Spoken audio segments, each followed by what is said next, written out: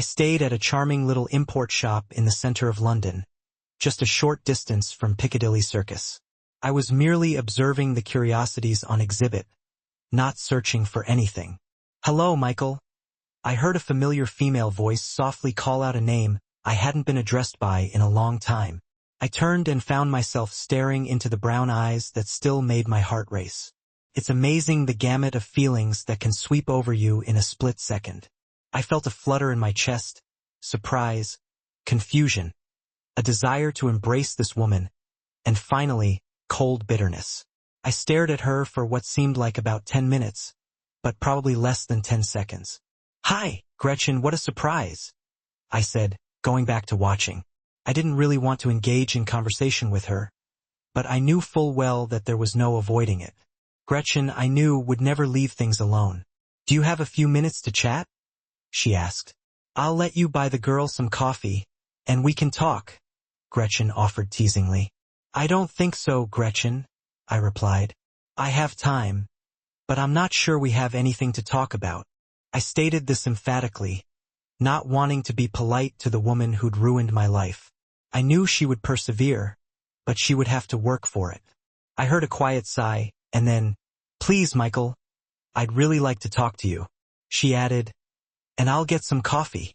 I stared at her dumbly for a while and then gave up. "Okay, but call me Mike. I'm not called Michael anymore."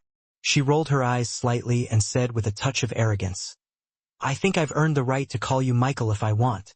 "Okay, Pookie, have it your way," I replied. She was visibly shocked that I was using the long-buried affectionate address I used when we were together on happier days. I would teasingly approach her from behind and hug and caress her. I always said in a whiny voice, "Come upstairs, Pookie, and give me some love. I'm needy, Pookie. I must have you, please." Pookie would invariably shriek and giggling say, "I'm needy, Pookie. Get away from me, you pervert. You won't get any love until I'm ready. Go take a cold shower, you booger." Often, these one-act plays would devolve into me playfully chasing her around the house or her spraying me with the kitchen sprayer. It was all fun and we both loved it. Those were good times. She got very embarrassed and thought for a second. "You're right, Mike," she said softly and sadly. I was surprised by her reaction and sensed that there was much more behind this surrender than could be explained in words. She briskly approached the counter and spoke to the owner in a language I had no idea about. The short Asian woman behind the counter looked at me, nodded solemnly, and then bowed, inviting us into a small coffee bar at the back of the store. There were 2 small tables in front of the bar, surrounded by wicker chairs.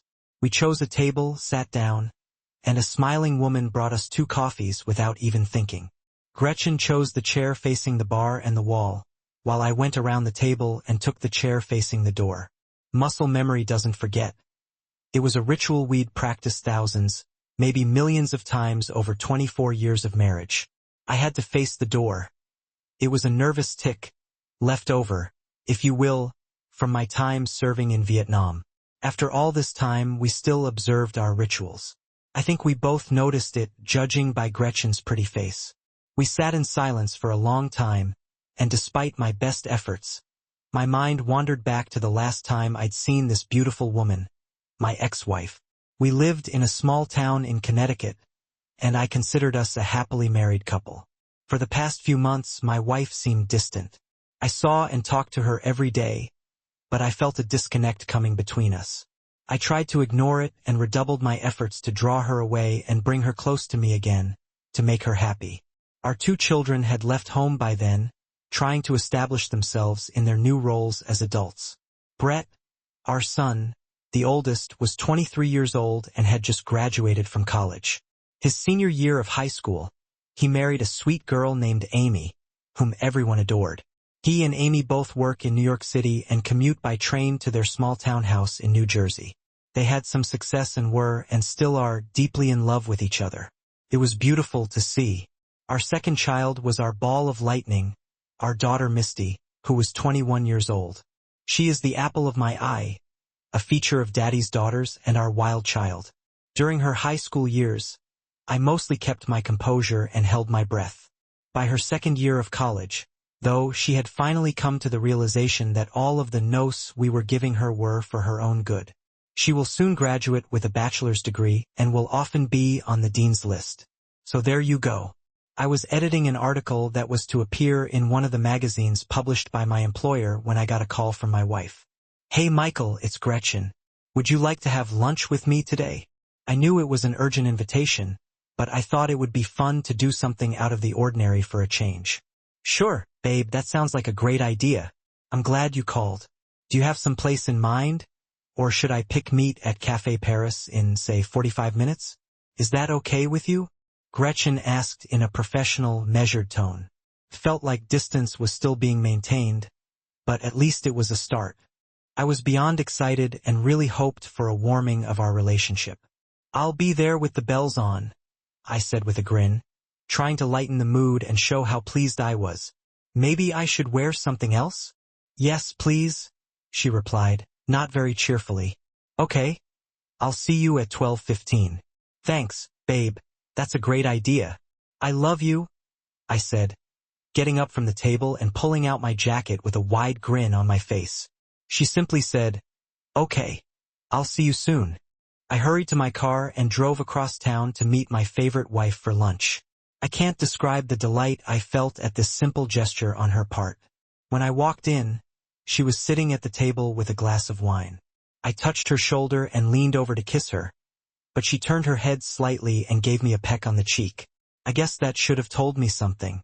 I said, smiling stupidly, "Hey, gorgeous. Looking for a date?" She smirked slightly. "Let's order, so we can have more time to talk afterward." We ordered, and she started talking about some translation projects she was working on at the import and export company she worked for as a language specialist. I ate and listened to her, but I started to feel a little uncomfortable.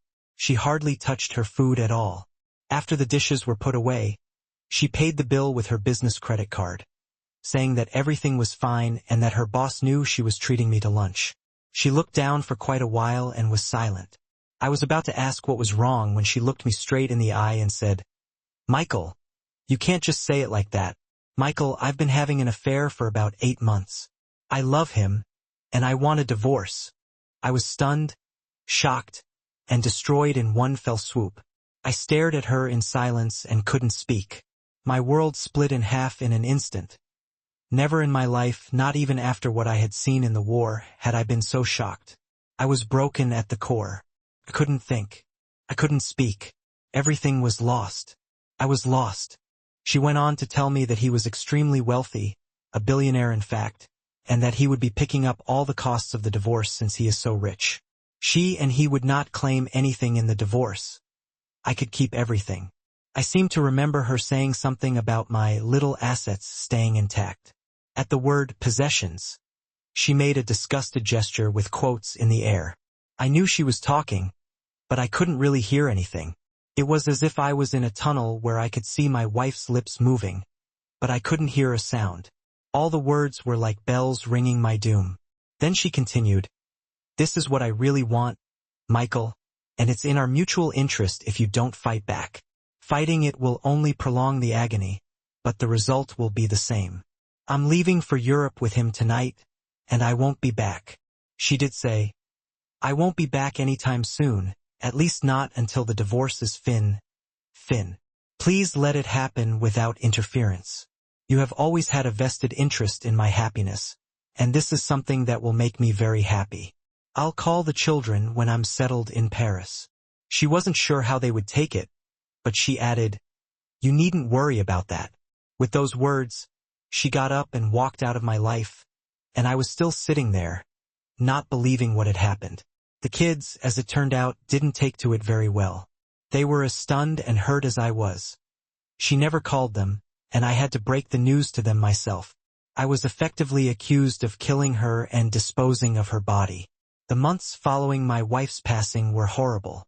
My children and I fought fiercely, digging into our hearts about what we had done to make it happen and exchanging accusations. I was able to get the name and some information about Gretchen's bow from her office unofficially. I then started searching the internet for any pictures or articles about him. Fortunately, I was able to find some photos of him with a radiant Gretchen in an embrace, taken after her departure, which finally disproved the suggestion that I had anything to do with her disappearance. Interestingly, she was not mentioned in any of the photos, even though several people were listed in the captions. Apparently, they were trying to keep their home life private. After about a year, I was able to get my new life together and began to take an interest in life again. During this time, I became friends with a few select, disgruntled employees of Gretchen's former employer. I found out that senior executives not only knew about Gretchen's affair but also provided cover for her. It seems that some of her Bose companies provided a lot of work and products for trade, so they thought it was in their best interest to make him happy.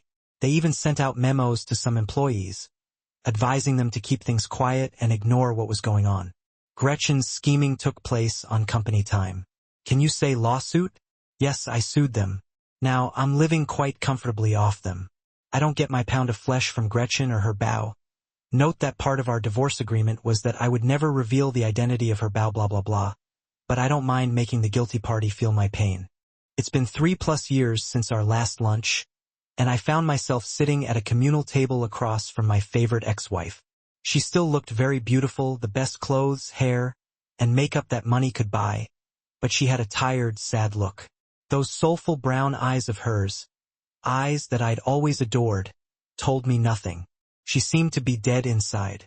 When she was happy or excited, those eyes would dance, flash, and sparkle with life. Today, the fire had gone out. Apparently, happiness was still eluding her. You look good, Michael. Mike probably lost weight and got a little more muscular. She started the conversation. Thank you, I said simply. This was her show. She wanted it and she could pull it off. I can't believe we actually ran into each other in London. What are the odds? She continued. Yeah, it's pretty hard to believe, I parried. I've been doing a lot of translating in my new position, and I've even learned a couple of new languages. She continued to fish around for an opportune moment. I've always been impressed by that about you. You're a very talented and beautiful woman. I finally opened up, and she suddenly lowered her eyes and wept. Thank you, she whispered. I haven't been getting any recognition lately. I'm not sure anyone even knows I'm alive.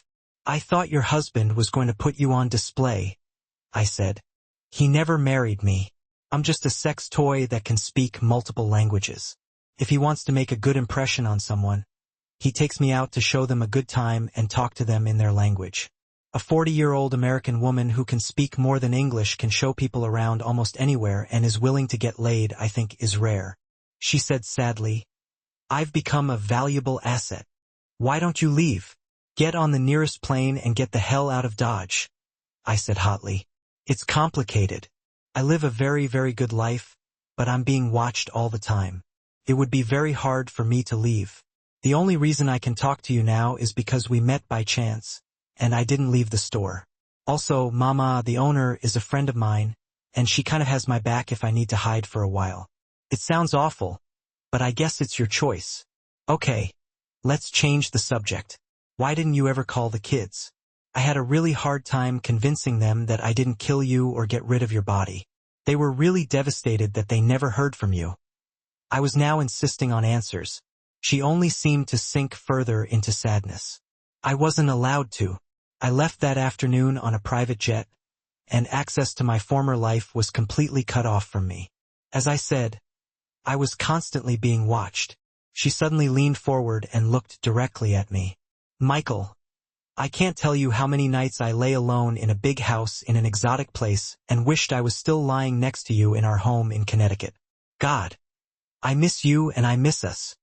I could feel myself reverting back to an old habit, fixing everything to make Gretchen happy. I saw myself being sucked back in and froze. Wait, wait, wait, wait, I said, raising my hands in surrender. I can't fix your life for you. What's more, I will not fix your life. How dare you sit here and whine about your life? You did this, you chose this. A whole bunch of people I love dearly had to live and deal with the situation you created for them. It was not what they wanted or chose for themselves.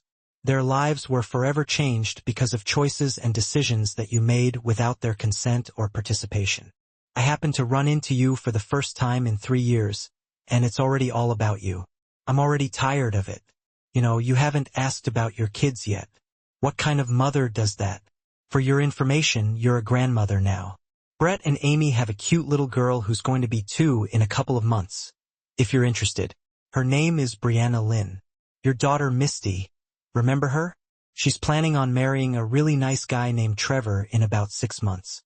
She's still hoping you'll be at the wedding, but it's really hard when we have no address or way to contact you. Maybe I'll send an invitation here. I started hyperventilating and paused, but I was on a roll. All my pent-up anger and resentment were spilling out. As far as I was concerned, what did I do to deserve the kind of treatment you subjected me to? I loved you with everything I am and everything I had. You left me without even saying goodbye. Do you realize that you never once apologized for ruining my life? Don't sit here and whine. You ruined everything. You lost us. You lost me. Are you looking for a shoulder to cry on? You can't do that here. You killed that privilege 3 goddamn years ago in a little cafe in Connecticut. I was about to get up and leave, just like she did 3 years ago, when an angelic voice with a distinctly English accent broke into the fiery twilight.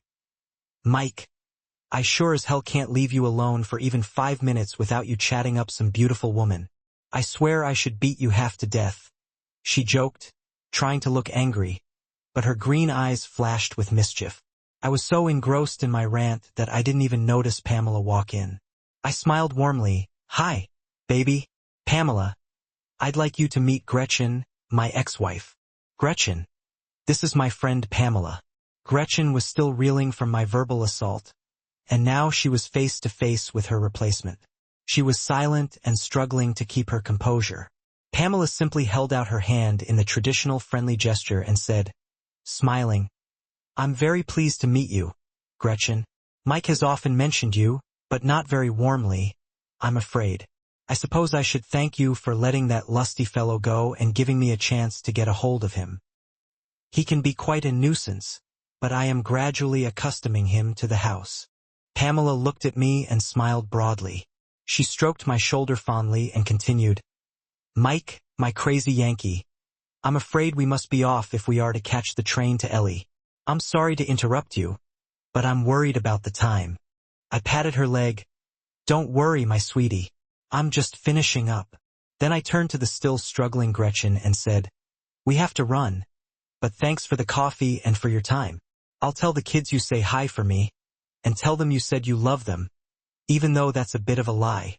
I shook her hand and then said, I hope, Gretchen, that you find your happiness someday, but I'm afraid you're looking in the wrong place.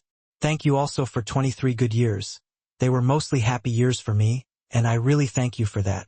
Goodbye, Gretchen. Gretchen continued to sit with the same shocked look as I had 3 long years ago.